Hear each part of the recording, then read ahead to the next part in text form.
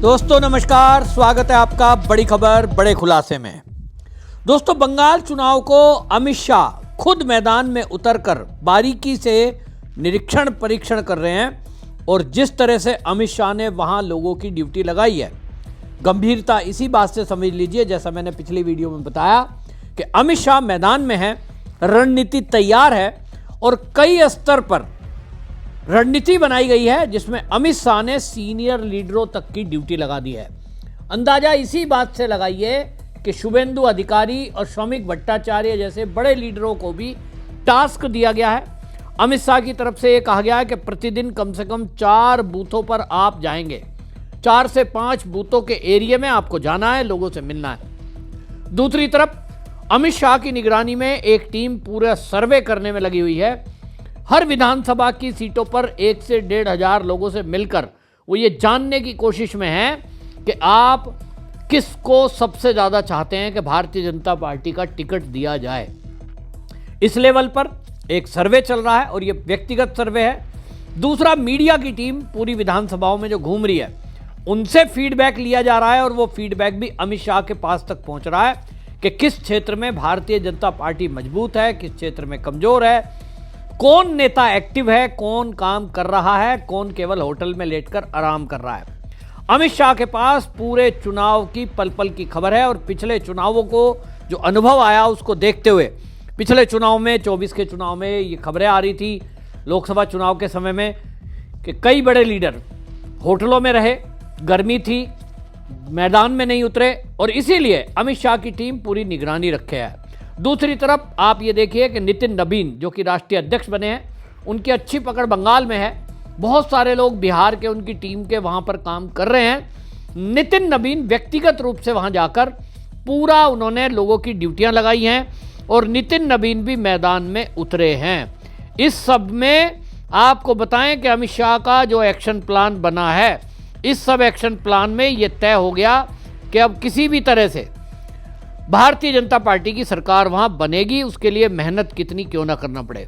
दूसरा, आपको बता दें कि इस मामले में अब यह देखा जा रहा है, नितिन नबीन वहां जिस तरह से मैदान में उतरे, उन्होंने भी अपने कार्यकर्ताओं को टास्क दिया है और उन्होंने कहा कि देखिए ये जो है हमने कैसी मेहनत की है, उसको उन्होंने कहा कि ये जो कह रहे हैं कि भाई यहाँ पर अपना टारगेट ध्यान रखना है। जिस तरह से हमने यहाँ बिहार में चुनाव में जीत हासिल की है, कार्यकर्ताओं ने मेहनत की, घर घर पहुंचे, इसी तरह बंगाल में उससे भी ज़्यादा मेहनत करनी है। नितिन नबीन ने लोगों को संघर्ष के दिन का याद दिलाया और उन्होंने कहा कि शुरुआत में 2006 को याद करिए, जब मेरे पिता थे वो किशोर सिन्हा, उनके निधन के बाद जो संघर्ष हुआ, उसके बाद राष्ट्रीय अध्यक्ष राजनाथ सिंह, और उस समय बिहार में क्या हालात थे, उन्होंने जिक्र करते हुए कार्यकर्ताओं को मतलब कुल मिला के उत्साह करने के लिए कि हमने संघर्षों में जीवन जिया है। राजनाथ सिंह जब अध्यक्ष थे, जब पार्टी कैसी थी, आज के समय में आज देखिए जो संघर्ष चल रहा है। उन्होंने कहा कि देखिए मैं आज अध्यक्ष बनाऊं तो आप सबके लिए भी ये मौका है। कोई सोच नहीं सकता था और मैं तो कतई नहीं सोच सकता था कि इतनी उम्र में छोटा आज पार्टी का अध्यक्ष बन जाऊंगा। तो आप मेहनत करिए और जब सरकार बनेगी तो ये हमारा फल है। दूसरा, उन्होंने ये बता दूं कि जिस तरह की चीज़ें अब बंगाल में चल रही है, खास तौर पे महिला वोटरों को रिझाने के लिए ममता बनर्जी ने जो योजना चला रखी थी उसमें 500 रुपये की बढ़ोतरी की है।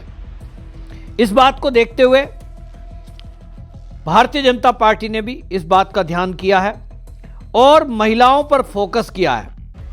महिलाओं को फोकस में ध्यान में रखते हुए कि भाई ममता बनर्जी ने जो वादा किया है, भारतीय जनता पार्टी ने भी लाडली योजना की तर्ज पर महिलाओं को 2500 रुपये देने का वादा किया है।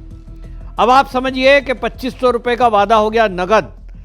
इसी में बिहार का जो चुनाव बदला था, आपको याद होगा कि जब खाते में पैसा पहुंचना शुरू हो गया, उसी से महिलाओं को लगा कि भाई 10,000 रुपये लघु उद्योग के लिए दिया जा रहा है, 2,500 रुपये हर महिला को मिल रहा है और जो अन्य योजनाएं वो अलग है। तो बिहार का उदाहरण सामने है, बंगाल में वो उदाहरण रखा जा रहा है कि हमारी सरकार आती है, तो हम जो वादा करते हैं उसको पूरा करते हैं। और इसके लिए बंगाल में भी सर्वे कराया जा रहा है, लोगों को एक टोल फ्री नंबर दिया जा रहा है कि हमें अपना घोषणा पत्र तैयार कर रहे हैं, उस घोषणा पत्र में आप क्या चाहते हैं, मतलब बंगाल की जनता क्या चाहती है कि भारतीय जनता पार्टी की सरकार आए तो वो क्या आपके लिए करे, तो घोषणा पत्र में उसको शामिल करने की बात है। 2.5 करोड़ बंगाल में महिलाओं को आर्थिक सहायता जो मिल रही है, अब उस पर फोकस करते हुए भारतीय जनता पार्टी और अन्य योजनाओं का ध्यान दे रही है। बंगाल के अंदर महिला सुरक्षा मेन मुद्दा है, उस मुद्दे को लगातार भारतीय जनता पार्टी उठाती आई है। और जैसा मैंने कहा कि वहाँ ये भी पहले से अब ध्यान दिया जा रहा है कि जिन सीटों पे भारतीय जनता पार्टी एक से अधिक बार जीती है, 2 बार जीती है, 1 बार जीती है और कहीं नहीं जीती है, ऐसी 4 कैटेगरी बना रखी है। और इस चारों कैटेगरी पर ध्यान दिया जा रहा है। सबसे ज़्यादा फोकस उन सीटों पर है जहां भारतीय जनता पार्टी अभी तक जीत हासिल नहीं कर पाई।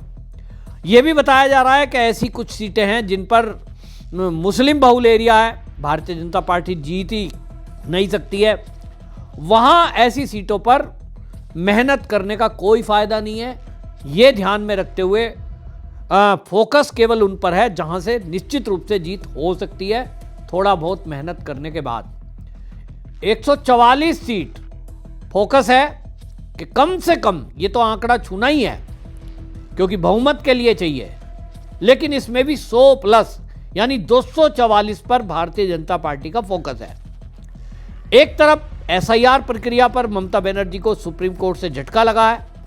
एसआईआर प्रक्रिया में भारतीय जनता पार्टी के कार्यकर्ता दिन रात मेहनत से जुटे हैं, यहां तक कि हिंसा का शिकार हो रहे हैं, लड़ाई हो रही है, डराया धमकाया जा रहा है, लेकिन कार्यकर्ता डरने को, पीछे हटने को तैयार नहीं है। तो भाई इसी बात से अंदाजा लगाया जा रहा है कि भारतीय जनता पार्टी का जो कार्यकर्ता है अब पूरी तरह मन बना चुका है कि किसी भी हाल में हार नहीं माननी। तो भाई हार नहीं माननी, काम करना है और किसी भी तरह से जीत हासिल करनी है। आप सोचें कि जब अमित शाह मैदान में हैं तो कई सारी चीज़ें, लॉ एंड ऑर्डर की सिचुएशन की बात आती है।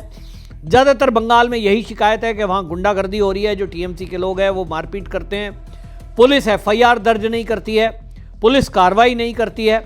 तो इस मामले को देखते हुए अमित शाह इस मामले में गंभीर हैं और अपने कार्यकर्ताओं को हर तरह की मदद पहुंचाने के लिए पार्टी के उच्च अधिकारी लगातार कार्यकर्ताओं के संपर्क में है। तो एक तरफ तो अपने कार्यकर्ताओं का उत्साह बढ़ाने के लिए कभी अमित शाह वहां पहुंच रहे हैं, कभी शुभेंदु अधिकारी पहुंच रहे हैं, कभी वहां महिलाओं के उत्साहवर्धन में लोकेट चटर्जी हैं, दूसरी तरफ नितिन नबीन खुद मैदान में है, उनकी टीम मैदान में है, उत्तर प्रदेश से भी सुरेश राणा मेरे मित्र हैं, वो तक वहां गए हैं।